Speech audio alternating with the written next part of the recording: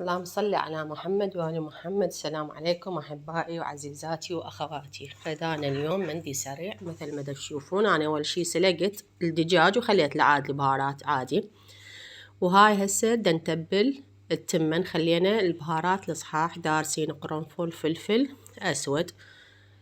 نحمس وياهم التمن طبعا حمسة خفيفة. أنا راح أخلي عليه من السوب مال الدجاج التشريب، يعني يصير كلش طعمه طيب. خلي عليه من تشريب الدجاج، وهم أضيف له مي وياه شوية. طبعا نراعي إنه إحنا التشريب بيه ملح، سوب الدجاج، ونضيف له ملح. هاي أكيد انتو تعرفوها هاي الشغلة. زين. بالنسبة للدجاج أني أسلقه سلق كامل عادي، وما خليه ينمرد حيل. أطلعه أسوي له تتبيلة.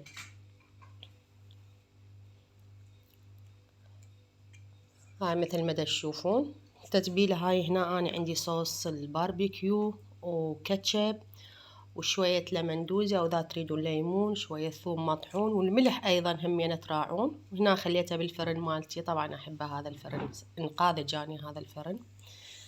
ننطيه وجه حلو، مجرد إنه تنشف عليه الصلصة. طبعا نسيت أخلي سيليفون، أنا هنا تورطت. جينا هنا رجعنا على التمن، ما شاء الله بدأ ينشف. هنا مثل تشوفون حبايته شوية زينة طويلة حلوة.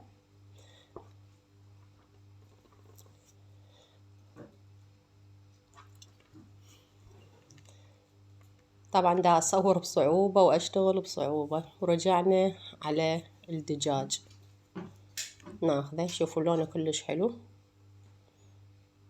ولا تنسون خليت زيت طبعا همين أيضا، زيت حتى لا يحترق. هنا جينا خلينا الفحم، فحماية طبعا حسبت حساب التمن، وفحماية للدجاج، ونخليه على التهدير ونصيه.